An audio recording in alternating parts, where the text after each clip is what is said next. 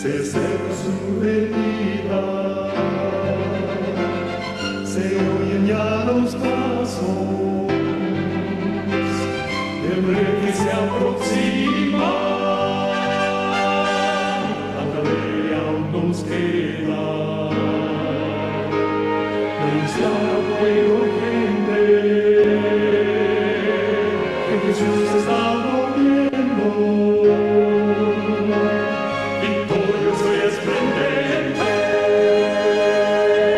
Feliz tarde, feliz día, queridos hermanos del grupo Fuerte Promocional de la cadena. Que el Señor les bendiga en esta hora. Para mí es un placer estar una vez más con ustedes compartiendo la palabra de nuestro Dios, el mensaje de salvación y de verdad en estos tiempos que estamos viviendo. Que el Señor nos bendiga, que el Señor nos guarde y que en este análisis que vamos a hacer, en este estudio que vamos a hacer, podamos ser pues justamente edificados todos. Amén. Amén. Amén. Bueno, mis hermanos, vamos a pedir la dirección de Dios, una pequeña oración y comenzamos con el estudio. Querido Padre que mora en el alto cielo, en esta hora suplicamos tu dirección y tu guía para que al abrir tu palabra, al repasar los pasajes bíblicos, al repasar la historia, seamos todos bendecidos con tu verdad, con la historia y podamos ver tu mano dirigiendo a tu pueblo en esta hora. Te lo pedimos todo en el nombre de Jesús. Amén, Señor.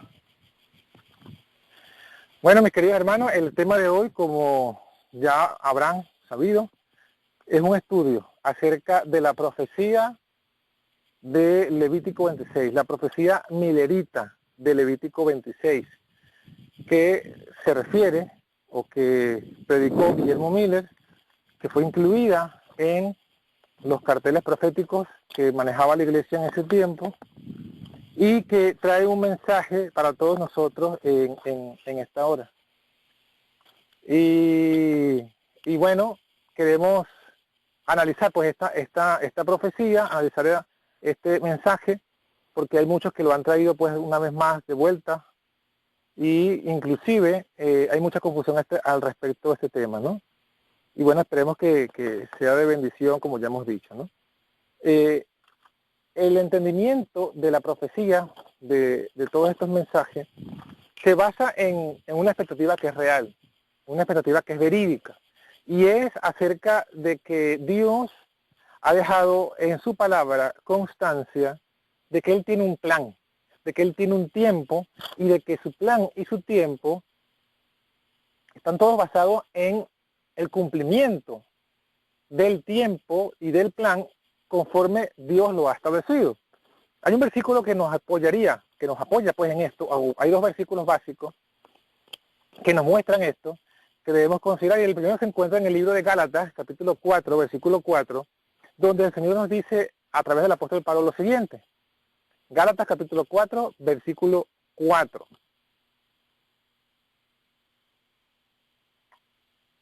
Y dice así: pero venido el cumplimiento del tiempo, Dios envió a su Hijo, nacido de mujer y nacido bajo la ley. En ese versículo encontramos la gran verdad que todo lo que el plan de redención necesita, o todo lo que Dios ha establecido en su plan de redención en cuanto a nuestra salvación, tiene un tiempo establecido. El nacimiento de su Hijo fue dado según el cumplimiento del tiempo. Venido el cumplimiento del tiempo, Dios envía a su Hijo.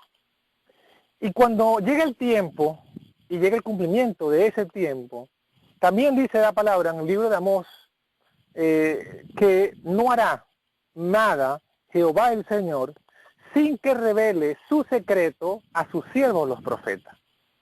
Es decir, que todo lo que Dios va a hacer, de acuerdo a su plan preestablecido, conforme a su tiempo, antes de hacerlo, Dios lo revela a su pueblo. Dios lo revela a su pueblo a través de sus siervos, los profetas. En el caso del cumplimiento del tiempo, del nacimiento del Hijo de Dios en la tierra, de ser enviado el Hijo de Dios a la tierra, Dios también envió a los profetas desde la época de los tiempos de Moisés, desde Génesis, aparece pues las profecías mesiánicas referentes al tiempo, referentes a la venida del Mesías, y principalmente en cuanto al tiempo de la venida del Mesías, Dios se lo reveló a Daniel. En el capítulo 9 le habla pues del Mesías que nacería. Y en cuanto al Mesías venidero, se cumplió. Jesucristo salió diciendo, después que fue bautizado, el tiempo se ha cumplido, arrepentidos y creed en el Evangelio. Eso está en Marcos capítulo 1, versículo 15. Así que bueno, tenemos evidencia suficiente en la Biblia de que todas las cosas que Dios ha hecho y que va a hacer, tienen un tiempo. Y cuando llega el cumplimiento del tiempo, Dios envía a sus profetas a que a su pueblo lo sepa. En cuanto a las profecías relacionadas con en 1844, no fue la excepción. De hecho, esa verdad de la cronología profética fue la que impresionó a Miller a predicar el mensaje que caracterizó, pues, que se conoció como el movimiento millerita. Y uno de los versículos que caracterizaba al movimiento millerita era el libro de Habacuc, capítulo 2, versículo 1 al 4, y a partir de allí tiene que ver con lo que estamos hablando. Dice Habacuc, capítulo 2, versículo 1 al 4, dice, me pondré sobre mi atalaya, me colocaré sobre la fortaleza y estaré mirando para ver qué me dirá Dios y lo que he de responder tocante a mi queja. A lo que respondió Jehová y dijo, escribe la visión y declárala en tablas para que corra el que leyere en ella. Porque la visión todavía tardará hasta el plazo señalado, bien que se apresura hacia el fin y no engañará la esperanza, aunque tardare, aguárdala, porque de seguro vendrá, no se tardará. He aquí, el ensoberbecido y aquel cuya alma no es recta en él, pero el justo por la fe vivirá. Entonces allí estamos viendo el Señor advirtiendo de que, o dándole un mensaje allí, en este caso, a Habacuc, una profecía que se alcanzó su cumplimiento en la época de Guillermo Miller. ¿Y cuál es la profecía? El mandato de Dios, escribe la visión y declárala en tabla. El White, comentando este pasaje bíblico, dice lo siguiente en el conflicto de los siglos, en la página 390. Dice, ya por el año de 1842, la orden dada en esta profecía de Habacuc, capítulo 2, versículo 1 al 4, le había sugerido a Carlos Fitch la redacción de un cartel profético con que ilustrar las visiones de Daniel y del Apocalipsis. La publicación de este cartel fue considerada como cumplimiento de la orden dada por Habacuc. Conflicto de los siglos, página 390. Entonces, fíjense, la publicación de este cartel es el cumplimiento de la orden dada por Habacuc. ¿Cuál orden?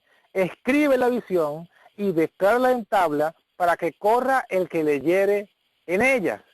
Entonces, ¿qué significa? Esta profecía se cumplió en 1842. La visión que debía ser escrita en tablas es la visión de lo que predicaban los milleritas. Esta cartel profético es el que publicó Carlos Fitch, se conoce como el cartel profético de 1843. A los que puedan verlo en internet, o los que saben de lo que estamos hablando, pueden buscar Carlos Fitch, cartel profético de 1843. Era como decir un cartel grande, donde aparecían dibujadas todas las principales símbolos de las visiones de Daniel y Apocalipsis. Aparece, tiene varias columnas. En la primera columna aparece la estatua de Nabucodonosor y su explicación, cada uno, Babilonia, Medo-Persia, Grecia, Roma, y aparecen los 10 reinos con las 10 piedras y sus nombres respectivos. En la segunda columna aparece Daniel. Eso que leí de la estatua de Nabucodonosor es la profecía de Daniel 2. La profecía de Daniel 7 y 8 aparece en la segunda columna. Aparece el león, que es Babilonia, el oso, que es Medo-Persia, el leopardo, que es Grecia, y la bestia espantosa y terrible, que representa a Roma imperial. Los 10 cuernos, que representan la división de Roma, y el cuerno pequeño, que representa la rama papal es dibujado aquí con un cuerno pequeño con una triple corona. Esto estaba allí. En la siguiente columna, en la tercera columna, aparecen ya unas fechas históricas referentes a sucesos aquí profetizados. En la cuarta y quinta columna aparecen unos cálculos también proféticos, y aparece luego el dragón, que representa la Roma pagana, aparece la bestia, que es Roma papal, aparecen los tres, los maometanos, bajo los símbolos pues de los hombres con cabello, disparando fuego, etcétera, y aparecen tres ángeles. Junto con ellos aparecen varios cálculos proféticos, varias fechas históricas. El punto en cuestión que nos toca hoy estudiar se encuentra en este cartel. En la parte superior derecha de este cartel aparecen unos números que son 2520. Ese 2520 es la profecía que vamos a analizar, que aparece en este cartel, basada en 2520 años. O sea, 2520 días, que son 2520 años, que se concluye, según el cálculo en este cartel, se presenta que concluye en 1843. Entonces, ¿qué contiene o de qué va esta 2520? ¿De dónde sale y qué significa? Bueno, allí mismo en el cartel, usted lo va a ver cuando lo tenga o lo consiga. Está basado en Levítico capítulo 26.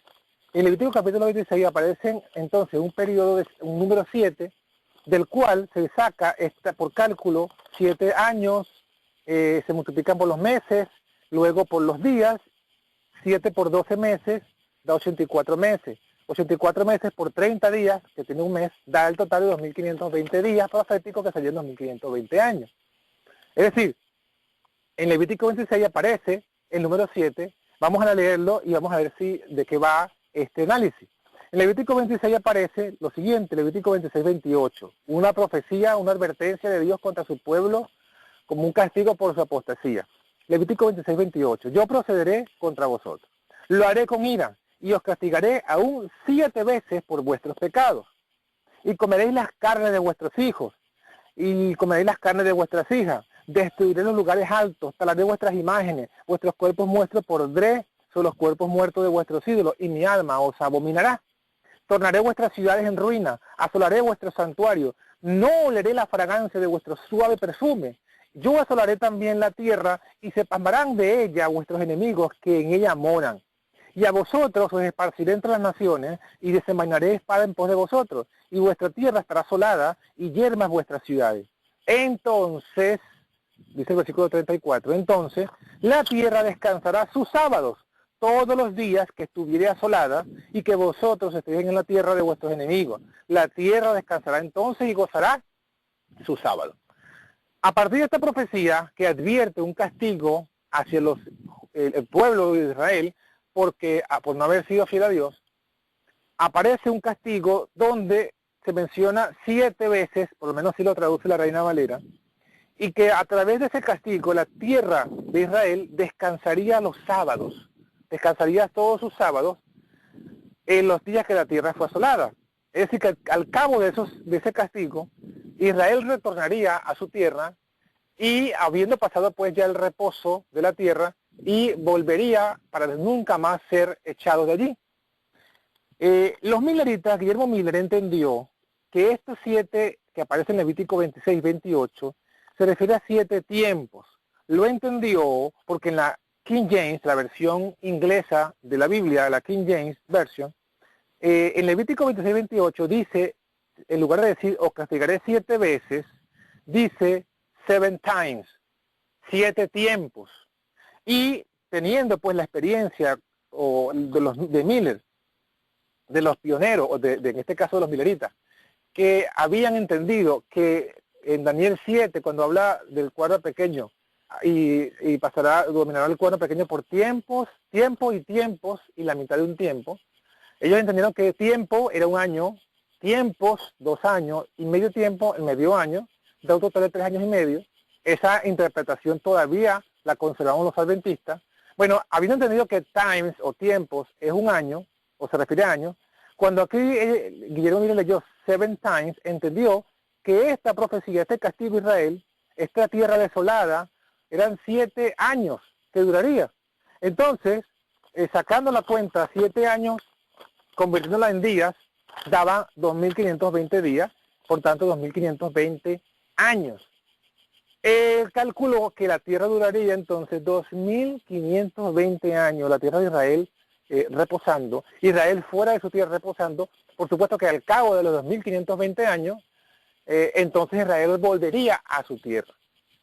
Él entendió que ese retorno de Israel al cabo de los 2.520 años coincidía o estaba describiendo el mismo evento de la segunda venida de Cristo, porque es cuando el Mesías venga que será restaurada por Israel a sus confines, ¿no? Y a partir de ello, entonces entendió que si concebía cuándo comenzó a cumplirse esta profecía, o cuándo comenzó el castigo a Israel, cuando Israel perdió la independencia y fue llevado cautivo, a partir de allí él podía calcular 2.520 años, y eso le profetizaba la venida del Mesías y la restauración de Israel. Es lo mismo que le preguntaron los discípulos le preguntaron a Jesucristo. Fíjense que esta idea no es extraña a los apóstoles, porque los apóstoles le preguntan a Cristo justo después que resucita, justo cuando ya pasan los 40 días con ellos y está a punto de irse al cielo. En Hechos capítulo 1 ustedes van a encontrar que los apóstoles les preguntan estas cosas a Jesús. ¿Restaurarás el reino de Israel en este tiempo? Fíjense que está hablando de ellos, los discípulos esperaban la restauración de Israel, del reino a Israel, de la independencia de Israel como un reino, y como reino sobre toda la tierra. Ellos sabían que aunque estaban allí, en Israel, no estaban independientes, no tenían el reino. Por eso ellos preguntan, ¿restaurarás el reino a Israel? Es cuando Jesús le responde, no os toca a vosotros conocer los tiempos o las sazones que el Padre puso en su sola potestad. Entonces, esa es bíblico, la necesidad de la restauración del reino a Israel. Y por eso es necesario que el pueblo vuelva. Israel vuelva a su tierra. Y Miller entendió pues que esta profecía le daba el momento cuando sería restaurado. Entonces, los 2.520 días, o 2.520 años, Miller lo toma basado en la segunda de Crónicas 33:11. Segunda de Crónicas 33:11 nos comenta el primer momento en el cual los reinos paganos, o los reinos, en este caso el reino de Asiria, lleva preso al rey de Israel por primera vez. Dice así, segunda de Crónicas 33:11. Por lo cual Jehová trajo contra ellos los generales del ejército del rey de los asirios, los cuales aprisionaron con grillos a Manasés, y atado con cadenas lo llevaron a Babilonia. Entonces, aquí vemos el primer momento cuando Israel pierde la independencia, porque el Manasés fue llevado cautivo. Miller buscó el año en que esto ocurrió, según la cronología del calendario que estamos llevando nosotros, y quedaba fechado esto para el 677 antes de Cristo, y es el cálculo que aparece allí en el cartel. Por eso es que aparece en el cartel el año 677. Se lo restan a 2.520, que son los 7 tiempos, los 7 años, y llega a el año de 1843. Justamente en este cartel profético, luego aparece la fecha de los 2.300 tardes y mañana, que se le restan los 457, y también daba el año de 1843. Así que, en base a estos cálculos proféticos, en base a estas dos profecías, la de Daniel 8:14 y la de Levítico 26, se estableció que Guillermo Miller establece el año de 1843 para la venida de Jesucristo, para que finalice el reposo de la tierra de Israel y para que Israel sea rehabitada, para que Israel vuelva a sus aposentos. Entonces, bueno, eso fue parte de la predicación. Ninguno de los opositores de Miller vio algo erróneo en estos cálculos, en estas profecías, y el mensaje de Miller se predicó con poder. Llegamos al año de 1843, en el que ellas esperaban este evento, no ocurre nada. Llegamos luego al año de 1844, tampoco ocurre nada.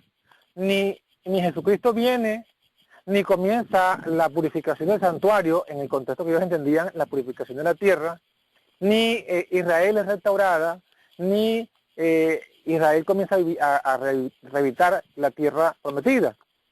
No ocurrió pues nada de lo que ninguna de estas dos profecías Miller había interpretado. Y eso es lo que conocemos como el Gran Chasco. ¿Qué pasa?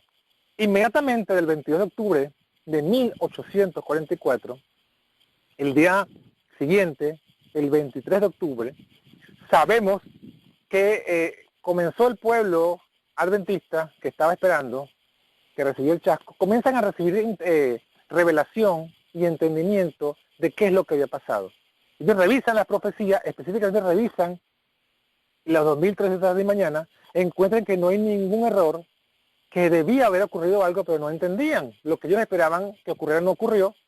Entonces, cuando Dios les muestra a que se pongan a estudiar mejor en detalle el tema del santuario, qué es la purificación del santuario, y es allí cuando entonces entienden que el santuario no era la tierra, como ellos esperaban, sino que se refería a un santuario celestial, y que la purificación del santuario no era la venida de Jesucristo, sino una labor que estaba haciendo, o que iba a hacer Cristo, antes de venir a la tierra, y era purificar el santuario celestial de todos nuestros pecados confesados allí, y borrarlos de allí, borrarlos de nuestros corazones, purificar el santuario, purificar el pueblo de Dios, y entonces, ahora sí, Jesucristo debía venir.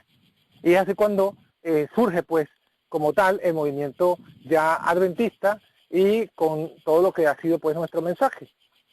Hubo, pues, una explicación de por qué no se cumplieron las 2003, o sea, perdón, sí se cumplió las 2300 de mañana, pero ¿por qué Jesús no vino? Se entendió que la profecía no estaba hablando de la venida de Jesús, sino de la purificación del santuario.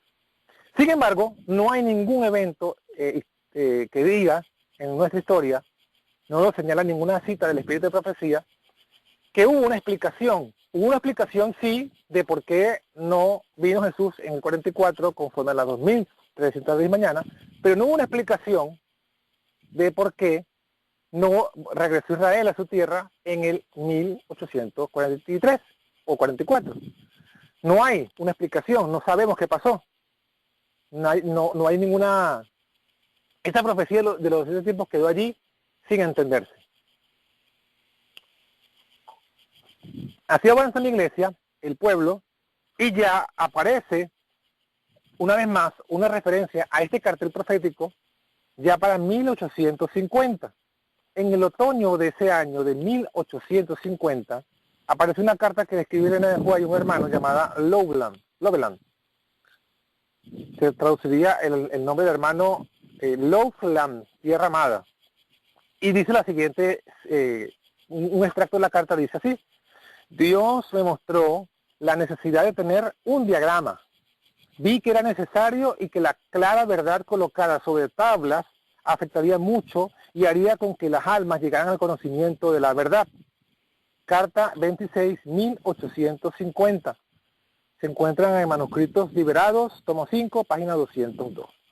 Entonces, en 1850 recibe pues la revelación de que debía el pueblo adventista tener también un cartel, su tabla profética, que era importante, un diagrama para que las almas comprendan el mensaje. ¿Qué nos cuenta pues la historia? ¿Qué ocurrió a causa de esta visión? Arthur L. White, un nieto de Elena de White, en un libro que él escribió llamado Los Primeros Años, nos comenta lo siguiente, nos comenta que se llevó a cabo este cartel, dice, un diagrama cronológico de las visiones de Daniel y Juan, calculada para ilustrar claramente la verdad presente, está siendo ahora litografiada bajo los cuidados de los hermanos Otis Nichols, de Dorchester, Massachusetts.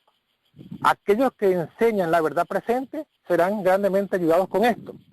Más noticias de este diagrama serán dadas por este medio. O sea, la visión tuvo su efecto, comenzó a hacerse ese diagrama. ¿Quién hizo ese diagrama o quién lo confeccionó? ¿Por qué no siguieron con el diagrama que ya estaba de 1843? Bueno, porque ya sabemos que no vino en 1843 y inclusive tenía que corregirse el tema de del año de las 2303 mañanas, que no era en el 43, sino que era el cálculo final y definitivo, había sido para el 22 de octubre de 1844. Esa parte del cartel del 43 debía corregirse para presentar ahora una mejor entendimiento de la verdad presente. Y vamos a ver cómo fue. Si usted lo busca por internet, usted busca el diagrama de 1850 o cartel profético 50 adventista, va a encontrar un facsímil de esa copia de lo que se hizo, que lo hizo Jaime White. Ese cartel lo confeccionó Jaime White, o sea, basado en el 43, pero ahora corregido, y va a encontrar algunas semejanzas y diferencias. Vamos a encontrar la misma estatua de Daniel 2, las bestias de Daniel 7, Daniel 8, Apocalipsis 13, todas las bestias van a estar allí igual, van a estar los maometanos, parte de la profecía, los ángeles, pero usted va a encontrar que se agrega en este cartel varias cosas. En el cartel del 50 se agrega el santuario, que no estaba en el anterior. Ahora está aquí el santuario celestial, está los muebles, está el altar del holocausto, el lavacro, está el candelabro, la mesa de los panes, el altar del incienso y el arca del pacto, con sus ángeles respectivos y el sumo sacerdote. Y todo aparece también la fecha de 1844 al principio del santuario. Y pues vemos allí que se incluye el tema del santuario, porque ya habían entendido el tema del santuario. Los cálculos que estaban en la esquina superior derecha son quitados de allí, y al final, abajo, en un recuadro, a la parte inferior derecha, se colocan los cálculos proféticos. Se sigue colocando en estos cálculos la profecía de las 2520 años. Para este momento se sigue colocando, y por lo cual entendemos que todavía para el 1850, en este caso los pioneros adventistas todavía incluyeron esta profecía con el entendimiento de que comenzaba en 677 y concluía en 1843, mas no da una explicación de lo que estaba pasando, solamente dice que la caída de Israel por los gentiles comienza antes del 673, comienza en el 673 antes de Cristo, y que 1843 años después, sumados a eso, dan 2520 años. Eso es todo lo que dice allí. No hay ninguna otra explicación. Y bueno, se usó el cartel profético de 1850, el nuevo. Avanzando en la historia del pueblo adventista, encontramos ya, una vez más, se refiere el diagrama profético para el año de 1873. ¿Qué ocurre ese año? Bueno, comienza, la iglesia ya está organizada, ya han entrado en el entendimiento de que tenemos que organizarnos, que registrarnos, que legalizarnos, tiene que haber orden en el pueblo de Dios, como lo hay en el cielo, hay un orden evangélico, y se invitan a todos los delegados adventistas a reunirse, y uno de los puntos que se trata fue, bueno, establecer un presidente de la Asociación General. Todos habían propuesto a Jaime White declinó por dos razones. Primero, él había sido uno de los que estaba insistiendo en la necesidad de organizarse, y él no quería que fuesen a pensar de que lo que estaba procurando era un cargo.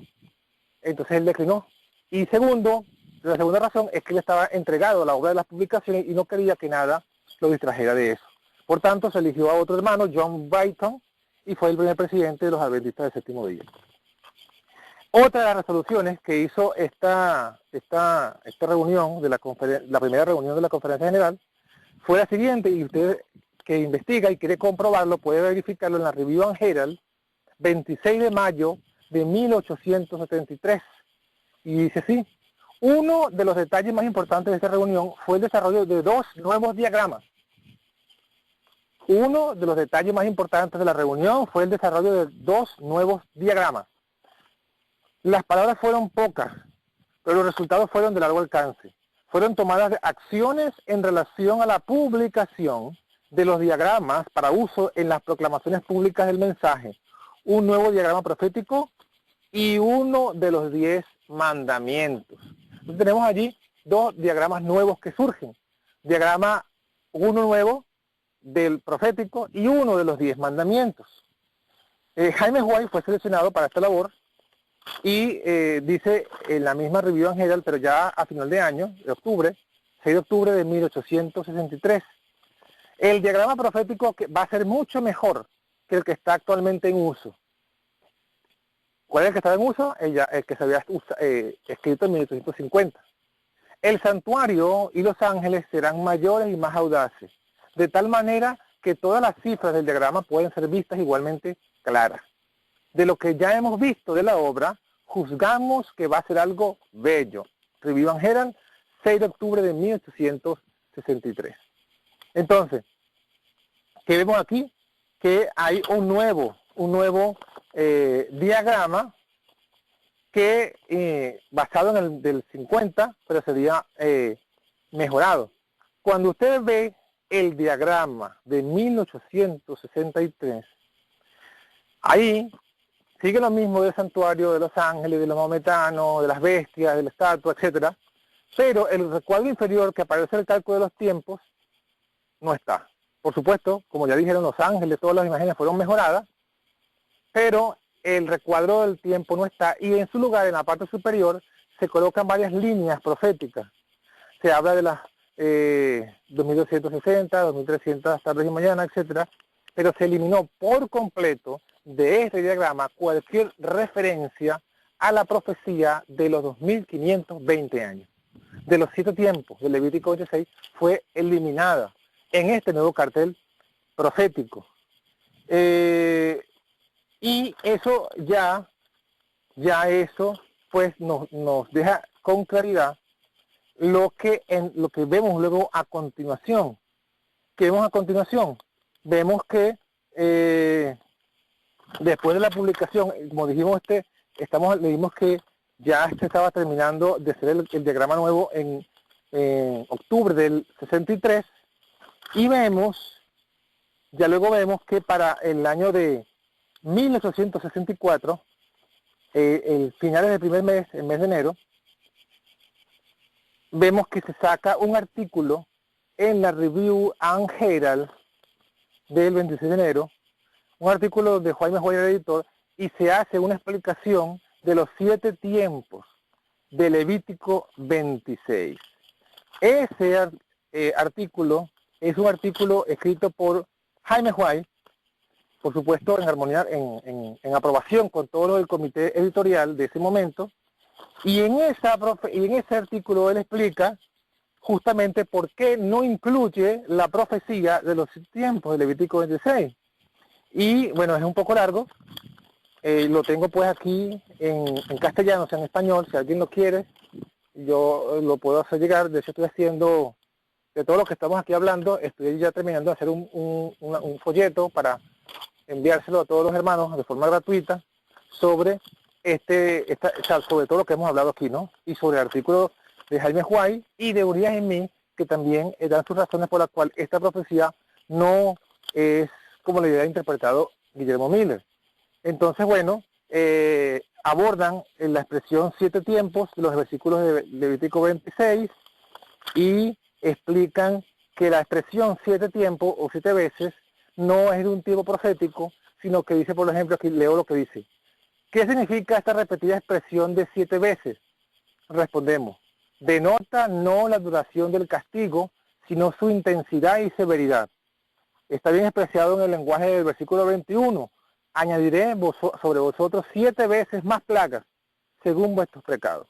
El número 7 denota perfección, y eso es lo que tenemos que entender con esta expresión, la totalidad de su castigo, que la medida de sus pecados nacionales, en cada caso, serían totalmente igualados con la medida de sus calamidades nacionales. 26 de enero de 1864, Jaime White, Adventist Review and Sabbath Herald, página 68.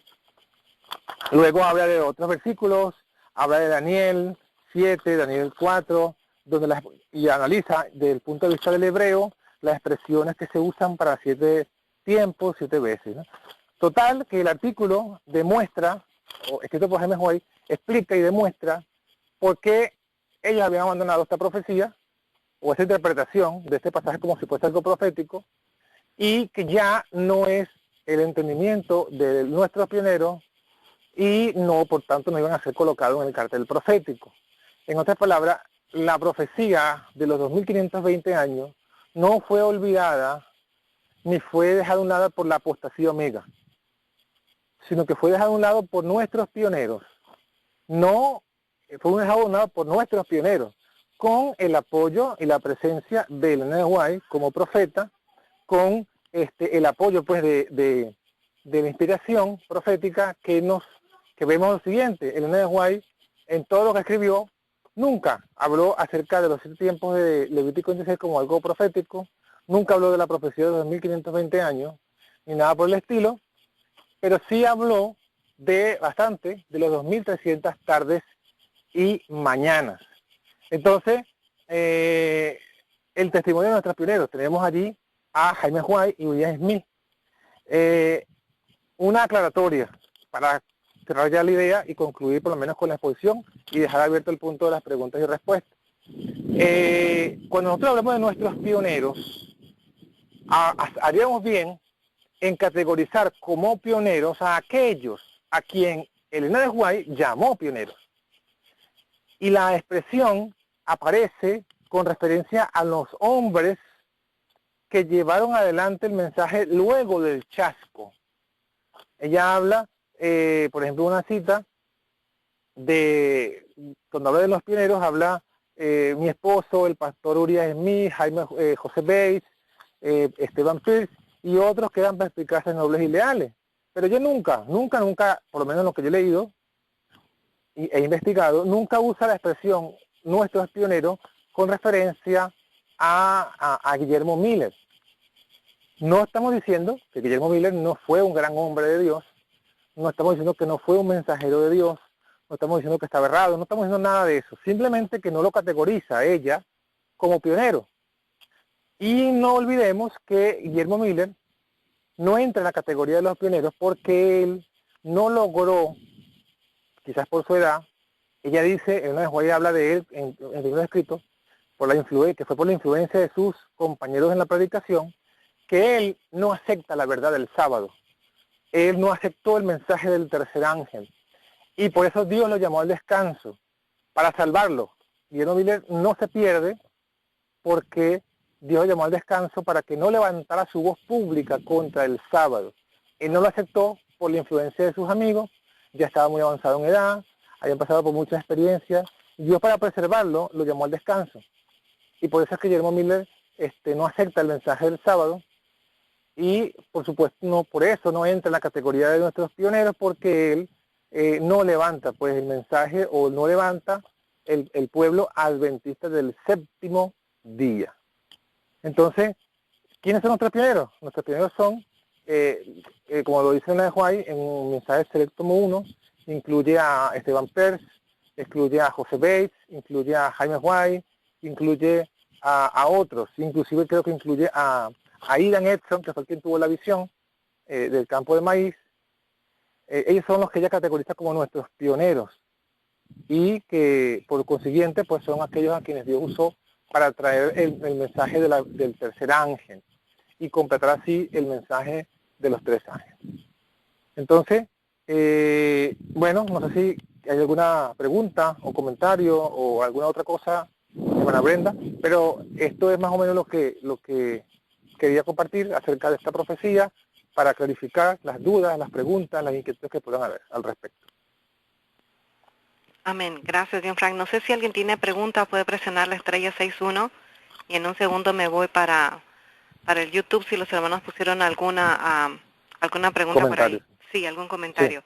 Sí. ¿Esto se encuentra en Éxodo 26? Levítico 26. Perdón, Levítico. Ok.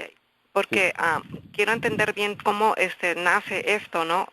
Esta creencia. Y me voy a Levítico 26. En el versículo 28, 29, en inglés, aparece 7 times. Serán castigados 7. Esa iba a ser mi pregunta. Sí. Ayúdanos con eso, John Frank. Sí, acordémonos que Miller y el movimiento comenzó en Estados Unidos. Y la Biblia que usaban allí era la King, la versión del rey Jacobo. Y en inglés aparece, como ya les decía, serían castigados 7 times, 7 tiempos, ¿no? Pero la palabra, claro, tú sabes de inglés también, más que yo, y sabes que time se puede traducir como tiempo o como veces, ¿no? Entonces, por eso es que la Reina Valera, en ese versículo dice 7 veces. La versión del rey Jacobo dice 7 tiempos, o 7 veces, o sea, 7 times. Y bueno, Miller entendió que hablaba de 7 tiempos. Y como ya sabemos, tiempo en la expresión bíblica es un año. Tiempos, 2 años. Medio tiempo, medio año. Entonces, claro, Miller dijo, bueno, si son 7 tiempos, 7 años, yo entonces calculo. Cada año trae 12 meses. 12 por 7, 84. 84 meses. Pero cada mes trae 30, 84 meses por 30 días. Total, 2.520 días. Pero como son días proféticos, entonces son 2.520 años. De ahí es que surge eso, de la interpretación que le da Miller a los 7 tiempos de Levítico 26. Pero luego, después que hicimos todo el recuento histórico, cuando ya ocurre el chasco y nuestros pioneros comienzan a revisar todo lo que habían predicado, en dónde se habían equivocado, en dónde estaban correctos, entonces ya es cuando entienden y le entienden ya para el año de 1863. Todavía, hasta 1863 todavía tenían esa interpretación. Pero es en el 63 cuando entienden que aquí no se refiere 7 tiempos, no son 7 años proféticos, sino que está hablando de 7 veces. O sea, como decir, cuando te castigaré 7 veces completamente, usando el sentido de 7 como algo simbólico de magnitud, de intensidad, más no de un periodo profético.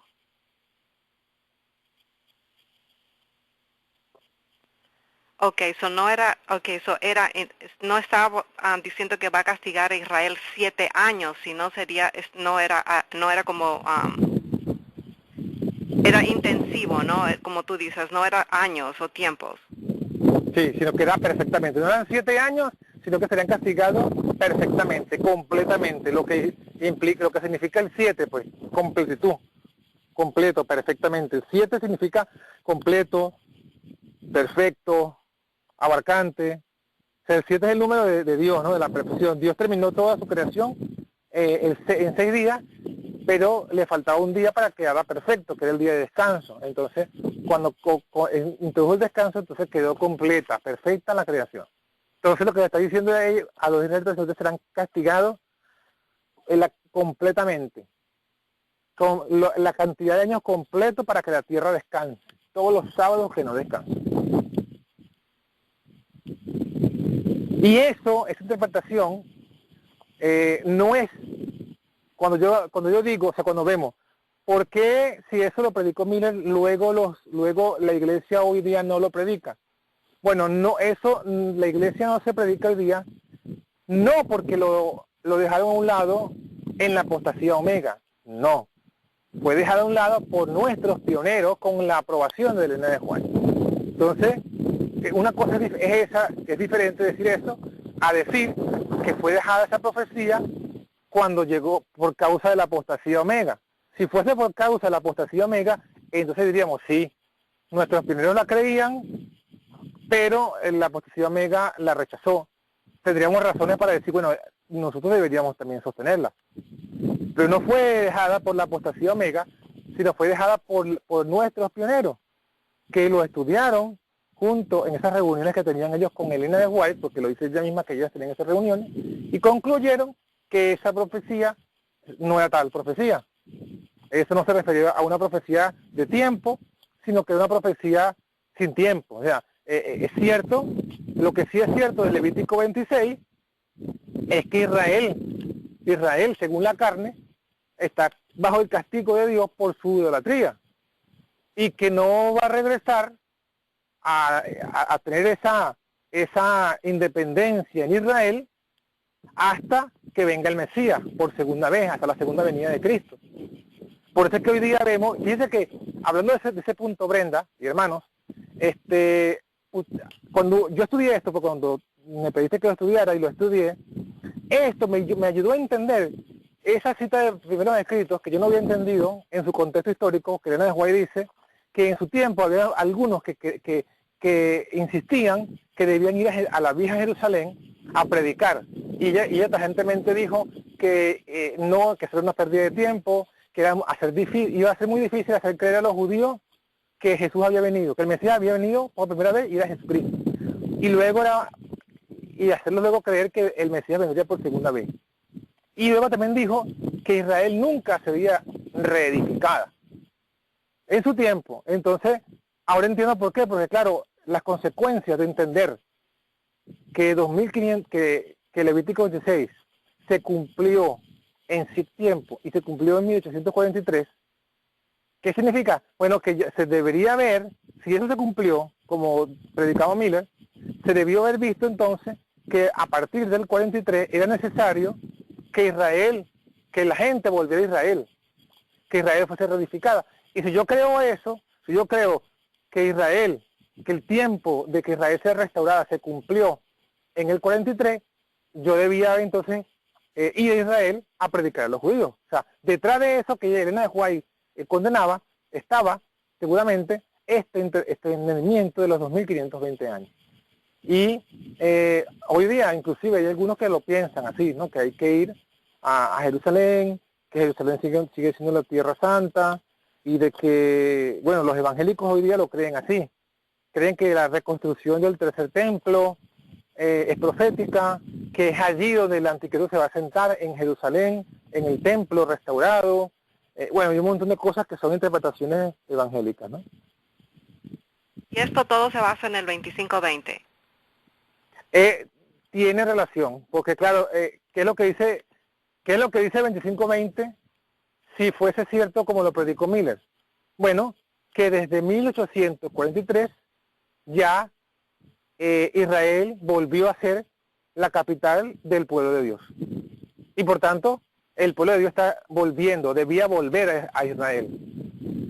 Porque si la Biblia sí lo dice, por ejemplo, Miqueas habla de que en aquel tiempo en la cabecera de Israel será tiempo para los gentiles, que las naciones vendrán, que andarán a la luz de tu resplandor. Hay un montón de profecías sobre la exaltación de Israel. Y eso es cierto, pero todas esas profecías se refieren a lo que va a pasar en Israel después de los 1000 años.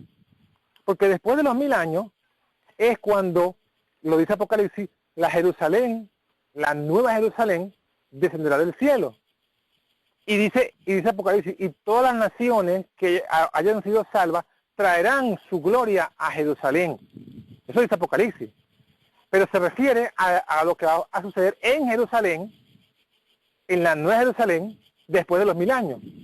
Y sí va a ser en el mismo lugar de la vieja Jerusalén, porque nos lo dice, no recuerdo qué profeta del Antiguo Testamento, nos dice, hablando de la tercera venida, por así decirlo, de Jesucristo, que cuando Él venga, colocará sus pies sobre el monte de las Olivos.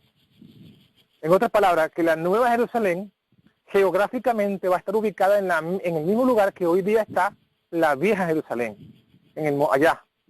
Pero en un momento, en un tiempo diferente. Después de los 1000 años, después de la destrucción de los impíos, después de la tierra renovada, allí es que va a establecerse la nueva Jerusalén, y allí es que van a venir todas las naciones a andar a la luz de la Jerusalén. Pero va a ser después de los 1000 años, no antes.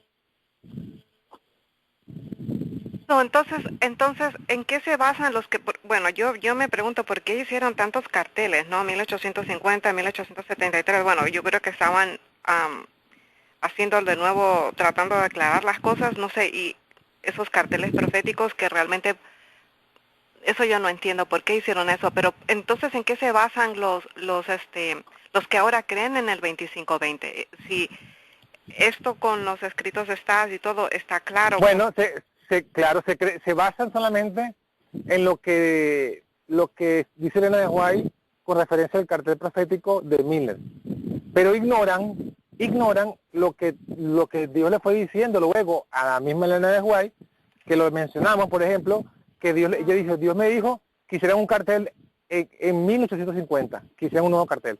Esa parte la ignoran, porque Dios sí se lo dijo, y ya lo hizo, otro cartel. Y que había que corregir, porque en el cartel que había que corregir las cifras del 43 al 44, había que incluir el tema del santuario, y luego ignoran la otra obra que Dios hizo por el pueblo y por los pioneros cuando se organiza la iglesia en el 63. Entonces, que fue cuando hicieron entonces el cartel definitivo, donde ya quitan allí la profecía de los 2520, del 2520 la quitan, y establecen una explicación de los periodos proféticos 1260, 2300 tardes y mañana, y todo eso. Ignoran lo que Dios hizo con su pueblo. Es cierto que hay cosas que Miller y otros predicaban, que ellos aceptaron cuando salieron de sus iglesias. Por ejemplo, otros casos es lo de la puerta cerrada. Cuando pasó el chasco, ellos, los que estaban allí, pensaban que ya no había salvación para el mundo, que se había cerrado la puerta y que estaba el mundo perdido, ¿no? Ajá. Entonces, eso lo creyeron, inclusive Elena de White lo creyó, aunque ella nunca lo escribió, hasta que Dios le dio otro entendimiento, por decir la palabra, de que sí, que se cerró la puerta del lugar santo, pero se abrió la puerta del Santísimo, y que la salvación todavía se hacía desde el lugar santísimo. Entonces, ¿qué se ignora? No podemos ignorar, o sea, sí es cierto que Dios fue iluminando a su pueblo adventista y fue creciendo en luz, pero también es cierto que hubo una apostasía del pueblo adventista luego.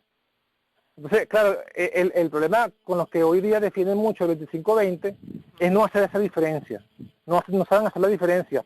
¿Qué fue lo que Dios trajo al pueblo adventista que lo obligó a cambiar las cosas que sí habían hecho mal con Miller?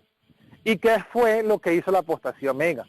Entonces nosotros tenemos que saber hacer la diferencia. Bueno, estos son los cambios que sí introdujo Dios desde Miller hasta los pioneros. Estos fueron los cambios que introdujo Dios.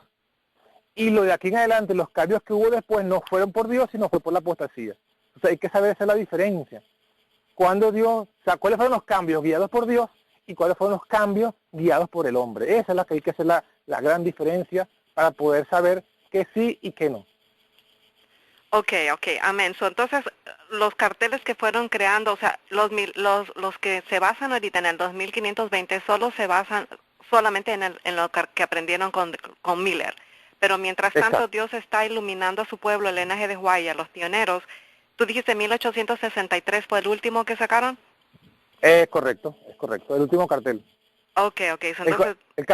Por así decirle, nosotros podemos decir, ese es el cartel definitivo, ya corregido y establecido. Ya después de eso, no hubo otro cartel que hayan hecho, ese quedó establecido y no se hizo ningún otro cambio.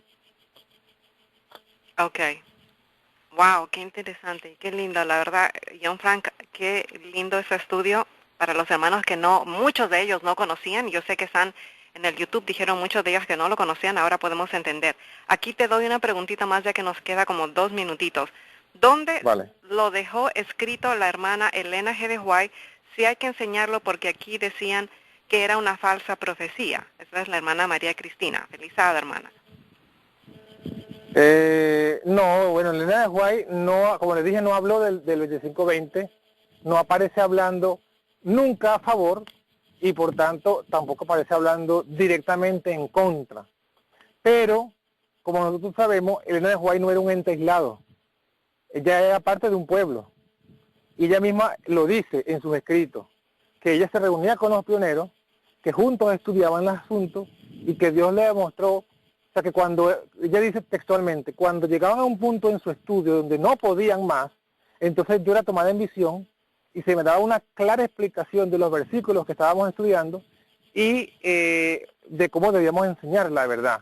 Entonces, claro, allí ella se le mostró, pues, ahí está diciendo que las conclusiones a las que llegaron ella, junto con los pioneros, fueron conclusiones inspiradas por Dios. O sea que en otras palabras, cuando los pioneros y ella estudiaban, y las conclusiones a las que llegaban con la Biblia solamente eran correctas, Dios no necesitaba dar una visión para confirmarla, porque ya habían concluido, habían llegado a la verdad por la Biblia. Cuando estudiando, no llegaban a un acuerdo, no entendían, era cuando Dios les daba una visión. O sea que tampoco es que Dios le da una visión a cada momento, Elena de White. Es una visión cuando era necesario, pues. Si por la Biblia llegaban a una conclusión, Dios no le daba visión. Ahora, si estudiando la Biblia no llegaban a una conclusión, era cuando Dios daba el otro paso y ya le daba una visión a Elena de White. Entonces, ¿qué significa? Bueno, que si ella no habló a favor de esa profecía y tampoco habló que estaban equivocados los opiniones en eso, es porque las conclusiones a las que llegaron ellos era correcto. Otra cosa que no dije, por ejemplo, pero que pueden ayudarnos a entender esto, en cuanto mencioné, a ver, dos cosas no dije, que van en la respuesta a la pregunta de la hermana. Fíjense, Jaime White comienza con la revista por una visión de Dios. Lo encuentran parte de la visión en el libro Colportor Evangélico, en la primera página. Ella dice, Elena de White, y eso fue en 1848, dice que estaban orando por la luz por el sellamiento, Dios la tomó en la visión, y al salir de la visión, ella le dijo a Jaime White, tengo un mensaje para ti, de Dios, ¿no? Tienes que escribir un pequeño periódico y enviarlo a la gente. A medida que la gente lo lea, te enviará recursos para continuar con el proyecto. Dios me ha dicho que a partir de este pequeño comienzo brotarán raudales de luz para que circundarán el globo. Entonces, ¿qué vemos en esa profecía o en esa visión?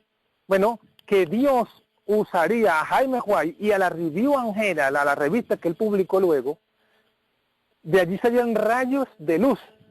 Bueno, en 1863, en la Review and Herald fue donde Jaime White explicó la profecía, o sea, aclaró por qué los 7 tiempos de Levítico 26 no era una profecía de tiempo, no estaba correcta. Entonces, si la visión de Elena de White con referencia a Jaime White y a la revista son correctas, esa visión es correcta, esa explicación es correcta. Esa es una explicación. La otra es más contundente, a mi juicio, y es porque Elena de White habló bastantes veces acerca del libro Daniel y Apocalipsis de Urías en mí. Usted va a encontrar bastantes citas de Elena de White alabando ese libro, que ese es el libro que Dios quiere que los colportores vendan, que en ese libro está el mensaje de nuestra verdad presente, que bueno, que todo el mundo tiene que vivir de ese libro.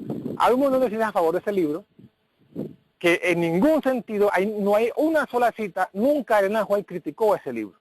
Bueno, en ese libro, Urías en mí, en el apéndice de ese libro, de Urías en mí, es donde está la otra explicación de Urías en mí, también, explicando por qué Levítico 26 no habla de una profecía de 7 tiempos. En otras palabras, en ese libro, Urías en mí explica por qué la supuesta profecía de 25-20 está equivocada. Entonces, si lo que Urías en mí habló de esa profecía que estaba equivocado, de esa interpretación de la profecía de Levítico 26 estaba equivocada, si fuese eso erróneo, Elena de White no hubiese hablado a favor de ese libro, o hubiese criticado ese punto del libro, y hubiese alguna carta que le hubiese escrito ya a Urías en mí, pidiéndole que quite eso de allí. Alguna cosa hubiese, pero no hay sino palabras de elogio a ese libro.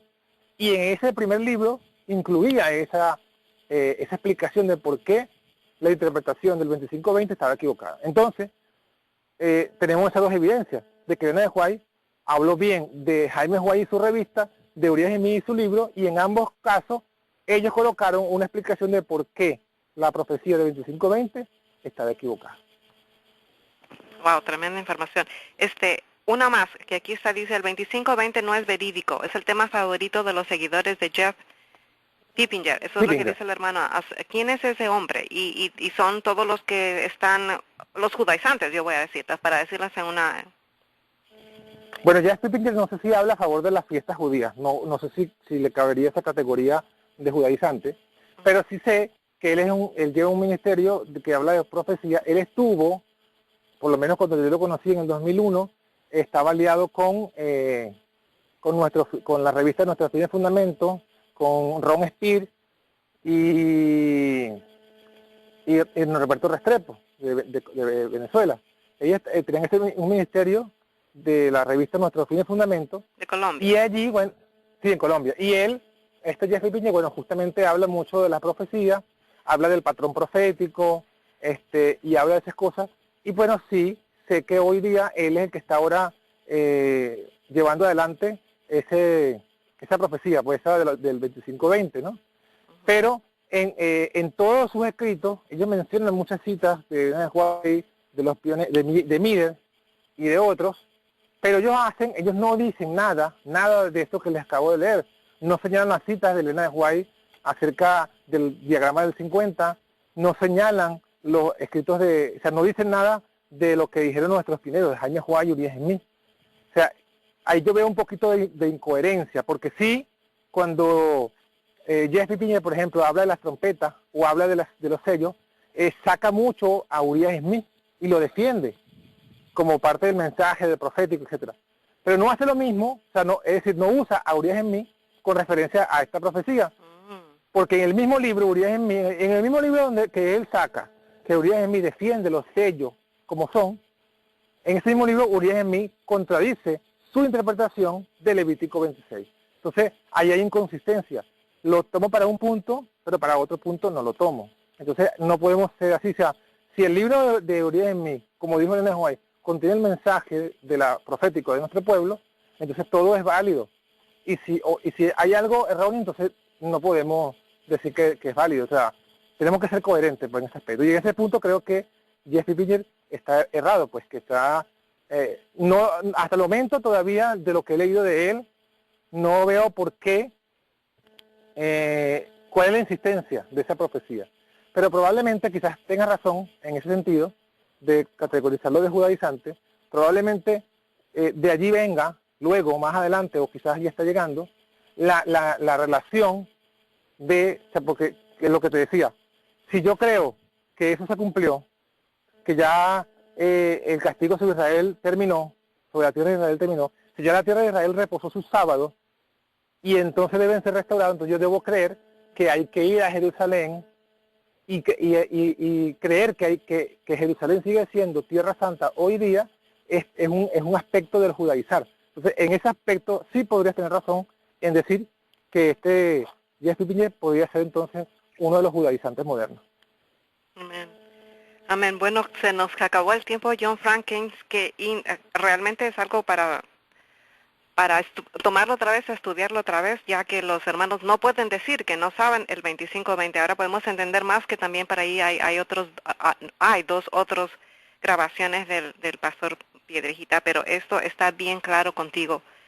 Gracias, John Frank, por aprendimos algo esta mañana. Agradecemos a Dios por ti y que el Señor te siga usando tanto también como los demás también, ¿no? Los otros predicadores que el Señor ha puesto en el camino.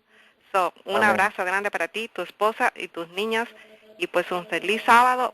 Y una pregunta más, ¿esto tú lo has puesto con figuras ya en tu canal?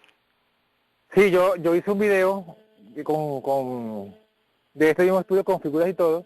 Lo que pasa es que, bueno, justo he tenido internet muy bueno todo el mes, toda la semana, y justo cuando terminé ayer de editar el video, se fue el internet y no ha regresado.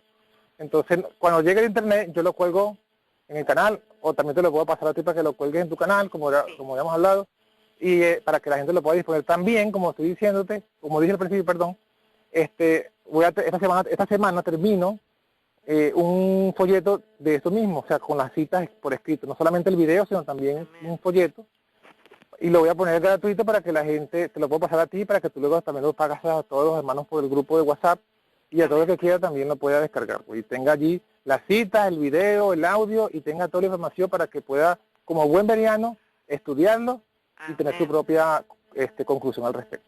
Amén.